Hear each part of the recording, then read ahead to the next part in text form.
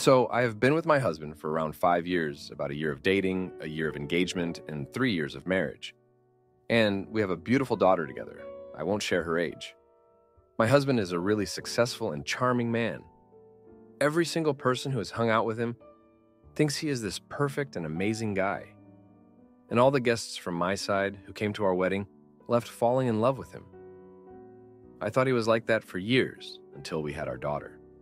I'm not saying she isn't the perfect blessing, and I'm not saying that she was the cause. But I wasn't planning to get pregnant so early in the marriage, and it was an unexpected pregnancy. He was great during the pregnancy and assured me that it would be okay, and we could be parents. But as soon as I gave birth, he started acting a little distant and strange. And I thought that was because he was still adjusting to being a dad. Then, things took a really hard turn soon. Shortly after we came back home, he wanted to be intimate with me. I told him that I didn't want to because I was still recovering. But he was very pushy, and despite me being really reluctant, we ended up having intimacy. It was really off-putting to think how he could have enjoyed it when I was so reluctant. Then, pretty quickly, he started getting really pushy and sexually demeaning in the bedroom, and extremely cold and demanding during the day, while still being sweet and charming to everyone else. And he started putting these little restrictions on me. We combined our finances when we got married, and I stopped working when I got pregnant. So I thought we were both owners of the account, but apparently I'd only been an authorized user, and he had put a lock on the account that required his approval for charges above a certain amount. He claimed that he was trying to be more budget conscious since the baby, but now I almost have to get pre-approval before going out, going for groceries or shopping, to let him know that there will be some charges around certain times in order to not stand by the cashier waiting for him to approve. One time we had an argument and I just walked out saying, I'm just going to do some groceries. Then, when I was checking out, the card didn't go through, and I had to stand there while people were behind me in line trying to call my husband for so long and apologizing to everyone. Then he finally picked up and said he was sorry because he was not by his phone. Later, when I get back home, I accused him of doing that to punish me, but he never admitted. And that's one thing about him. I tried multiple times to confront him about something he did, but he is very meticulous and never says anything over texts, calls, or anything. I tried to leave some evidence for certain things that happened, but he even goes so far as to say he doesn't remember or that I'm remembering it wrong over text. For example, trigger warning, during intimacy, he suddenly forced himself into my anus without asking me or warning me. And that wasn't something we ever discussed or did before. I was shocked and it was hurting so much. So I kept saying no, trying to push him away, but he kept going. After that was over, he made me look straight in his eyes and said, I can do whatever I want to do with you, with a dead straight face. That made me feel really scared of him. But whenever I tried to bring that up again, he says that never happened, or he doesn't remember that happening. And he keeps trying to control me and treats me like an object for intimacy and a housekeeper, but he never hits me or anything. And it is really hard to try to explain what's going on because he's not hitting me or doing things that will be seen as hurtful by others.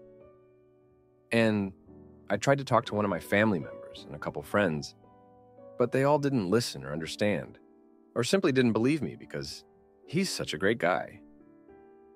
I try to explain the subsequent parts too, but they seem to not understand, telling me try withholding intimacy, or why do you still stay with him then? And they do not seem to get the immense pressure and fear I feel with him controlling so many aspects of my life, him being trusted and loved by everyone, and especially him being the father of my child. Nowadays, I've given up, and I try my best to just not engage or show much reaction to whatever he does, even if it's demeaning or not. And their responses have made it really hard for me to bring this up to other people, because that's probably how they will react. And I've even tried couples therapy, and I thought the therapist was supposed to be an expert at reading people, but she was also charmed away by him. From her perspective, he's trying his best to fix things and listen to his unhappy wife. From others' point of view, he's a good husband going to seek couples therapy proactively because his wife is unhappy. What's really scary and makes it difficult for me to do more is that he is really a great dad. And even if I file for divorce, I think he is guaranteed to get more than 50/50th custody, and I cannot leave my daughter with him. My daughter doesn't know any of this, of course, and she loves him so much. And he is, or at least he is really good at acting like the perfect dad, just like how he acts like the perfect husband. And he has many more legal resources than me, and I would never be able to replace his income or provide the level of lifestyle that my daughter is used to. Also, I had a minor arrest in college. It was alcohol related, and it was really just for being there when trouble was happening. Combining that with the fact that my daughter loves him so much, that everyone thinks he's this perfect guy, and that he has so many more legal resources, I'm really scared that I'll have to share custody of my daughter with him. And I never want to leave my daughter with him like that. So how do I leave safely with my daughter? Would full custody even be possible? Now, for a few comments before the update. Comment 1. There is a lot here about leaving and finding support, but I have not seen anything about getting a lawyer. You think you don't have funds, you do. His money is your money, even if you don't have access to it. Go see a lawyer. You can see one for free, and they will tell you what your options are and what your best and safest moves are. They will be real with you about what might happen next. Do what they say. They will help you get access to your money. Yes, they charge. It's not free, but they help you know how to pay. You can leave, and you need to. Staying puts your actual life in danger, and your child's. If you tell people and they don't believe you, stop telling those people. Do what your lawyer and the women's crisis centers tell you. They will know how to handle this. Comment 2. But he never hits me or anything, and it is really hard to try to explain what's going on because he's not hitting me or doing things that will be seen as hurtful by others. Others will absolutely see rap as hurtful and the financial abuse as hurtful. You don't need to replace his income or provide the level of lifestyle, but ask yourself this: do I want my daughter to be raised by my rapper? You don't say where you are, but I hope you can access domestic violence resources and find a way out. They will have legal resources, and there are lawyers who will take a man like your husband to the cleaners just for the hell of it. Now, for the update. Thanks for reading my last post. So, a lot has happened in the past month. After my last post, I decided to take some steps to protect myself and my daughter. I started by reaching out to a local women's shelter for advice. They were incredibly supportive and helped me understand my options. They suggested I start documenting everything, even if he denies it later. So I got a small notebook and started writing down every incident, every controlling behavior, and every demeaning comment. I also started taking pictures of any physical evidence, like bruises or marks. Even though he hasn't hit me, sometimes his grip leaves marks. One night, things escalated. He came home late, clearly drunk, and started demanding intimacy.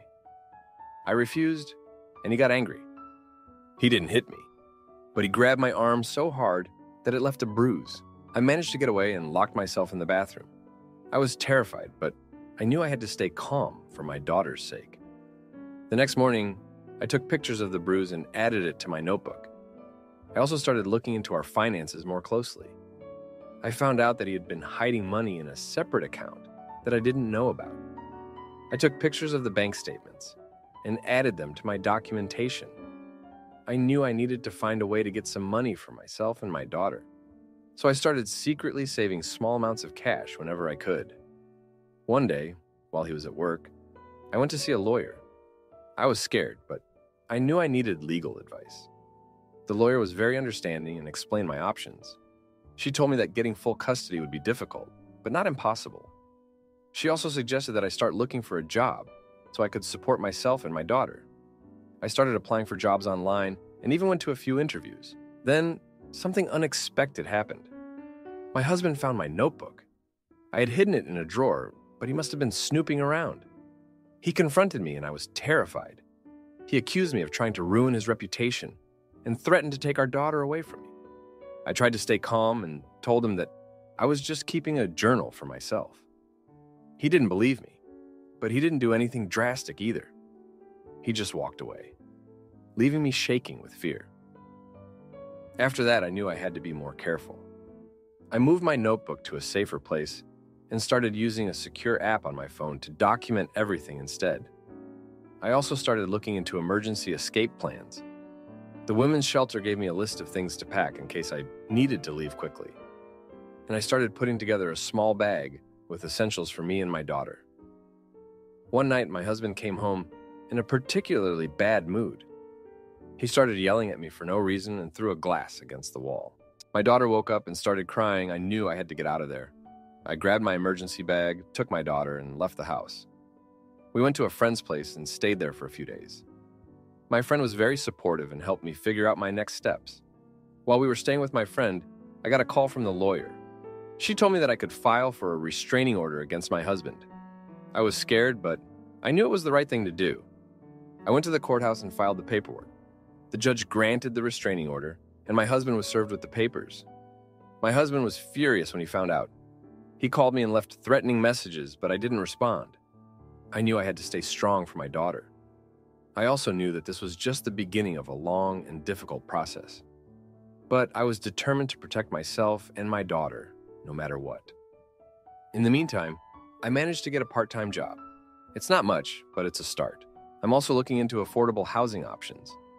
The women's shelter has been a great resource, and they've connected me with other organizations that can help. As for my daughter, she's been handling everything surprisingly well. She misses her dad, but I've been trying to keep her busy with activities and playdates. I know this is hard on her, but I believe that in the long run, it's better for her to be in a safe and stable environment. I also started seeing a therapist. It's been helpful to talk to someone about everything that's been happening. The therapist has been helping me work through my fears and anxieties, and she's also given me some good advice on how to handle the legal process. One thing that keeps me going is the thought of a better future for me and my daughter. I know it's going to be a long and difficult journey, but I believe that we can get through this. I just have to stay strong and keep fighting for what's right. Thank you for reading. Am I the idiot for refusing to go on a fix our marriage trip with my homophobic husband? My husband and I have been married for 26 years. We have 3 children. The oldest is 24. The oldest daughter is 21. And the youngest is 18. We have a good marriage. Never had any problems. And our children are wonderful. I love them so much. This situation affects my youngest child, my daughter. I love her dearly. She is very intelligent. She has just finished school, is going to study mathematics, and would eventually like to study engineering, which I'm very proud of. She is also absolutely beautiful and very kind and well-behaved. She is a nice girl. I think it all started with her spending a lot of time away from home when there was no school or other commitments, often staying with a close friend. I didn't care much about them because they were childhood friends, but she talked so much about her that I felt something was different. Intuition, I guess, but I didn't say anything to her, because if I was right, she would find out on her own and at her own pace. And if she thought so, I was happy. She is my baby. I love her. And if the person she loves makes her happy, regardless of their gender, then I do not care. She told me about a month later. Of course, I told her I don't care. Nothing has changed. I still love her, and I'm glad she's happy and stuff. I asked her what she wanted to do with her father, whether she wanted to tell him or not. She wanted me to tell him. It didn't seem to matter, he said nothing. He did become increasingly worried about where she was going, and who she was with. But I told him to calm down. Now she's an adult, she can choose, and she is sensible. She doesn't have to stay at home forever. Every summer, our family visits my husband's parents for a few weeks, and then to Greece as they are very close. My daughter always loves it. She had already been asking me about it recently. Our family does almost every year. My husband and I talked about it because we wanted to travel in July. Then he said our daughter wouldn't go. I asked him why, because I thought she told her something about other plans and forgot to tell me.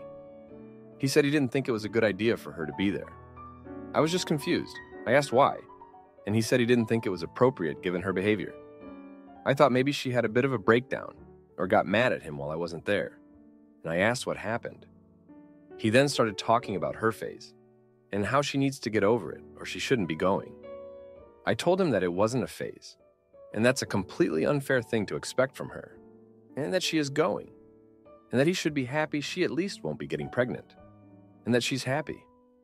He then started going on about how it's going to ruin her future relationships and how she's just wasting herself and needs to get her head straight.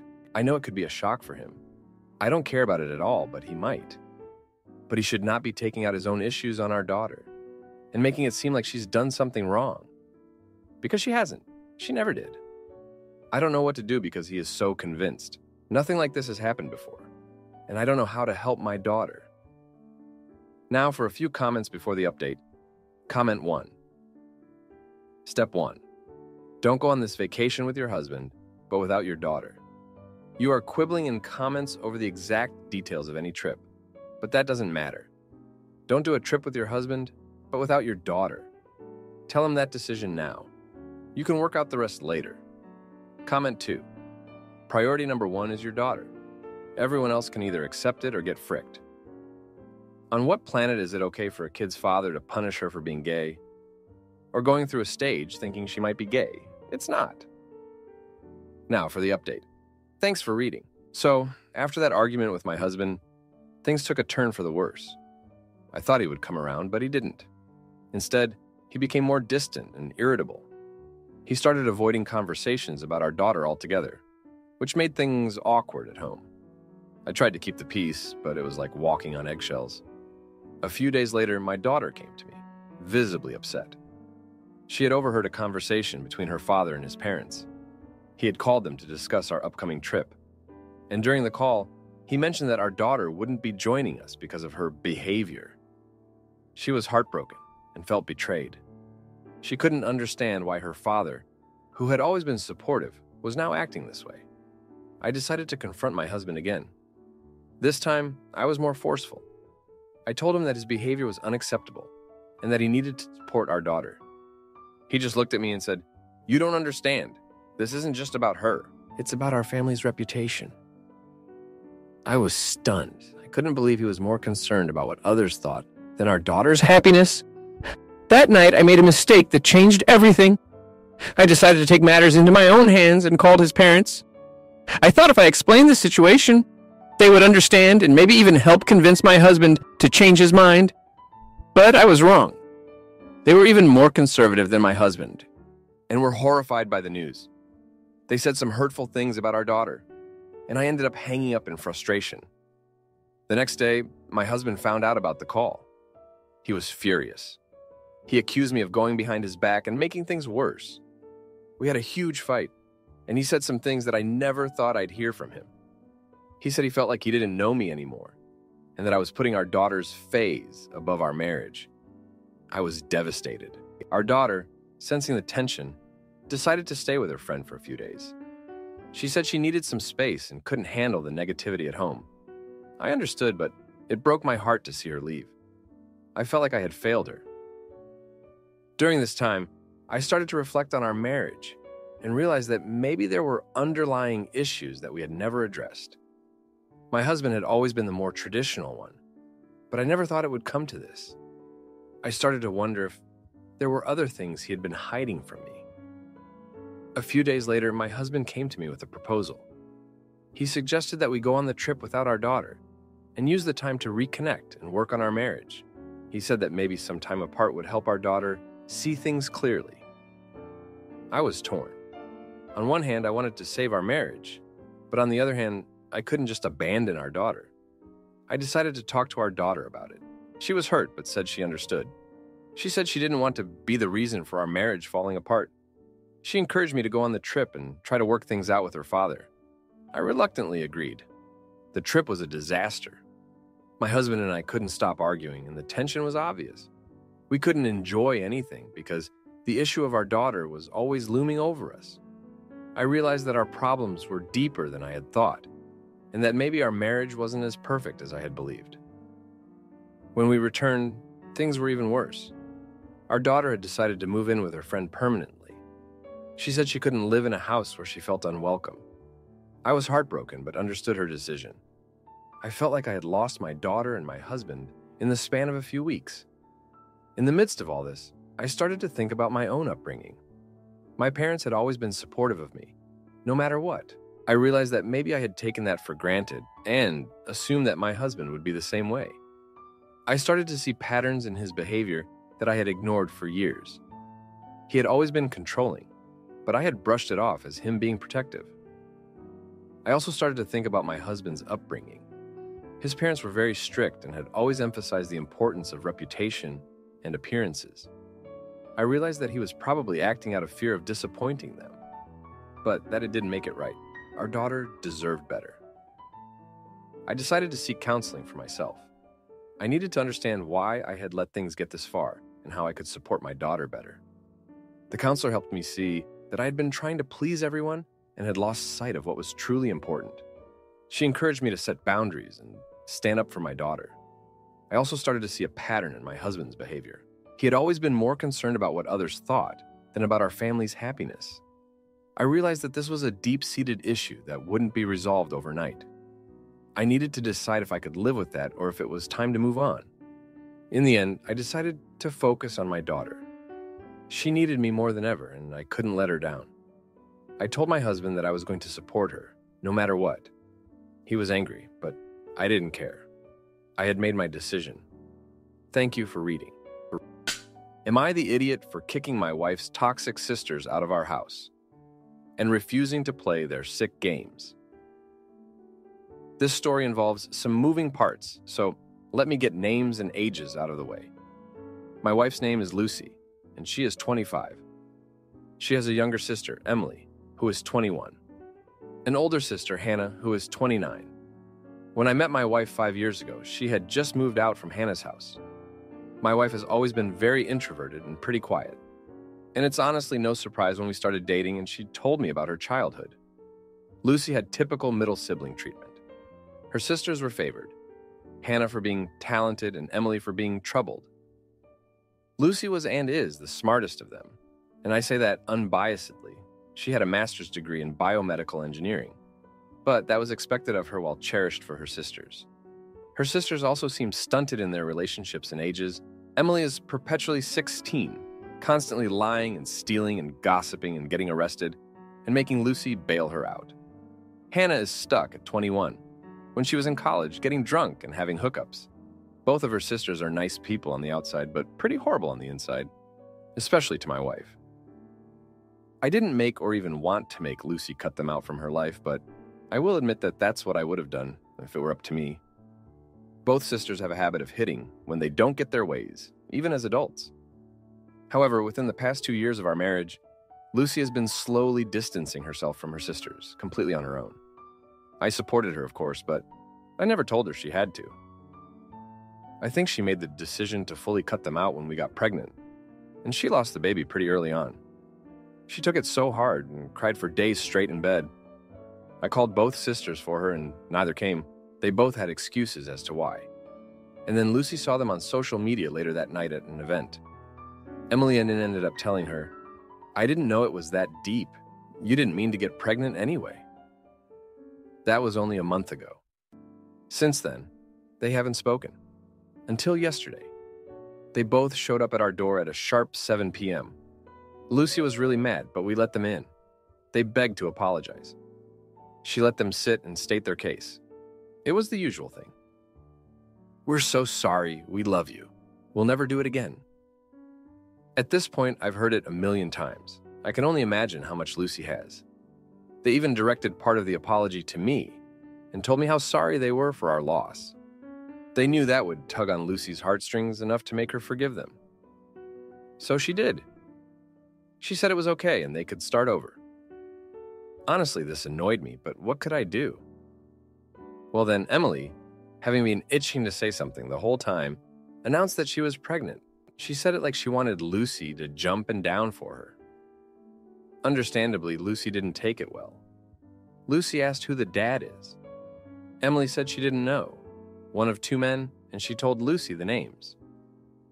Lucy responded by telling her that she was too irresponsible for a baby, and that if apologizing for ignoring her while she had a miscarriage was just a ploy to make her help with the baby, it wasn't going to work.